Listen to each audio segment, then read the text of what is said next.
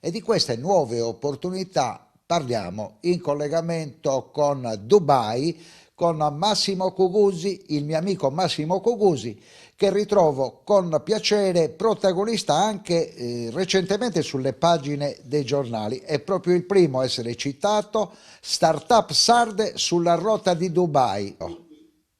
Cosa sta succedendo, Massimo? Allora, innanzitutto qua, come vedi dall'immagine che sta dietro le mie spalle, siamo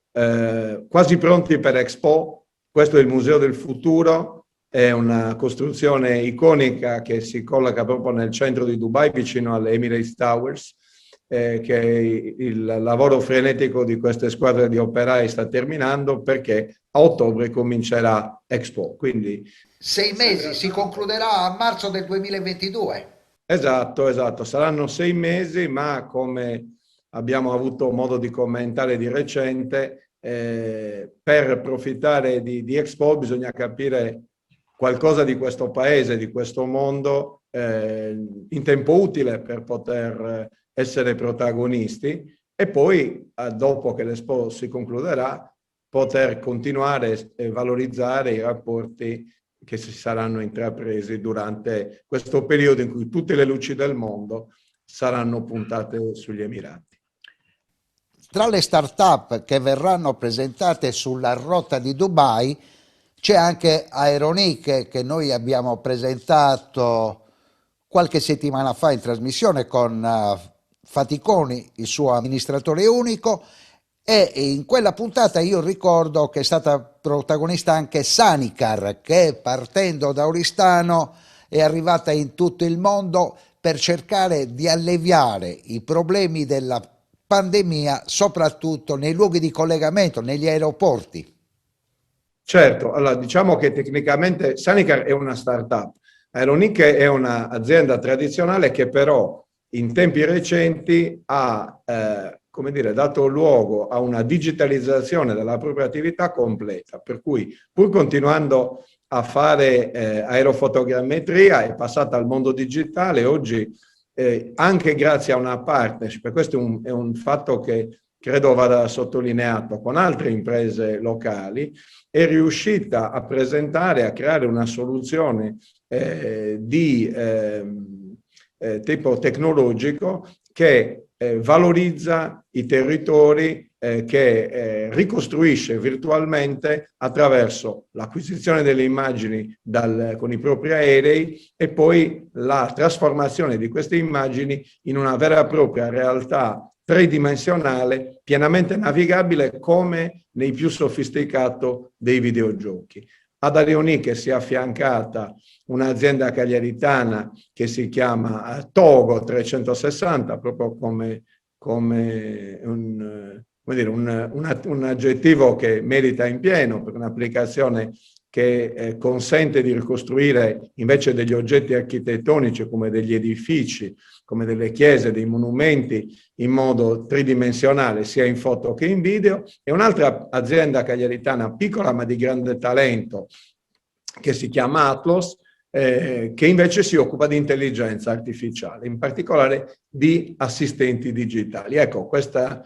bella compagine si è già presentata a Berlino qualche settimana fa in occasione della Fiera Mondiale del Turismo, dell'ATB, e ha suscitato un grande interesse, un grande consenso e speriamo oggi di poterli portare a breve anche qui negli Emirati Arabi, perché intorno a questo paese si muove una regione che anche dal punto di vista turistico sta guardando al futuro, sta concentrando grandi investimenti. Pensiamo solo a quello dell'Arabia Saudita e quindi c'è un mercato anche per loro. Massimo, io devo rilevare un particolare, che sia l'amministratore di Sanicar De Logu, sia quello di Aeronic Faticoni hanno detto che il loro sviluppo a livello internazionale è dovuto all'amicizia e alla grande collaborazione della tua azienda.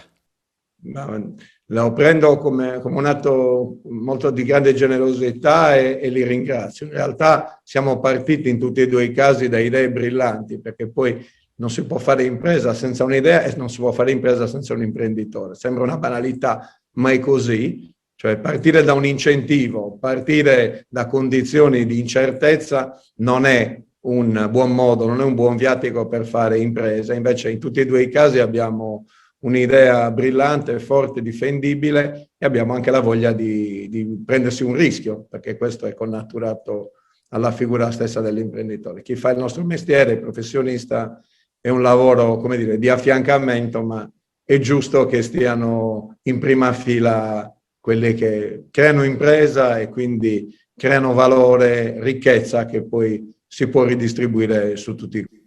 Ma quando si fermerà Massimo Cucusi, che dopo essere stato protagonista di tante esperienze, ma vorrei ricordare in modo particolare lo sviluppo dell'Istituto Europeo di Design e ancora il ruolo di capo di gabinetto dell'assessorato all'industria, continua a viaggiare. Non dimentico anche il fatto di essere stato console degli Stati Uniti in Sardegna, continua a viaggiare e a cercare nuove opportunità per le imprese sarde. Ci piace fare questo mestiere e ci piace provare a dare una mano alle aziende di potenziale che grazie a Dio ci sono. È una, come dire, una professione molto bella in cui spero che ci siano presto tanti nuovi colleghi. Mi piace utilizzare questa opportunità anche per informare per esempio tanti giovani che vorrebbero fare questo lavoro, che a breve sarà la nostra associazione che si chiama Uni Export Manager, un'associazione che riunisce in tutta Italia le persone che in particolare nella dimensione dell'export, ma in quella più generale si occupano di internazionalizzazione, sta arrivando ad un profilo che viene certificato attraverso una norma standard, una norma UNI, quindi dell'ente italiano di normazione, e quindi mette fine anche a un periodo un po' di anarchia in cui chiunque poteva, come dire, arrogarsi il diritto di qualificarsi come export manager magari semplicemente perché lo aveva scritto nella propria visura camerale. Ecco, questa è una professione del futuro, è una professione nella quale c'è un mercato veramente enorme, occorre studiare, occorre essere molto curiosi, occorre parlare le lingue, però chi ha come dire, l'entusiasmo oggi dei 20 anni, dei 30 anni, ha certamente una marcia in più, nasce già come digitale o comunque lo è diventato dagli anni più verdi, e quindi rispetto a noi che abbiamo iniziato con il telex e poi con il fax a carta chimica e poi col fax a carta comune, diciamo un bel vantaggio per poter operare anche sul digitale. Mentre buona parte degli italiani, e qui siamo in chiusura della nostra intervista e del collegamento con Dubai e stanno partendo i titoli di coda, mentre buona parte degli italiani era in lockdown, tu hai viaggiato tanto, Cina, Hong Kong, Giappone, adesso sei a Dubai, ma quando pensi che finirà questo dramma della pandemia? Allora, è chiaro che i paesi che hanno una dimensione demografica più limitata, come gli Emirati, e hanno le risorse e hanno una grande organizzazione, o come Israele, hanno più facilità. Io credo che bisogna che tutti ci crediamo e siamo anche assertivi in questo, come dire, ma cominciamo a dare una mano con i nostri comportamenti.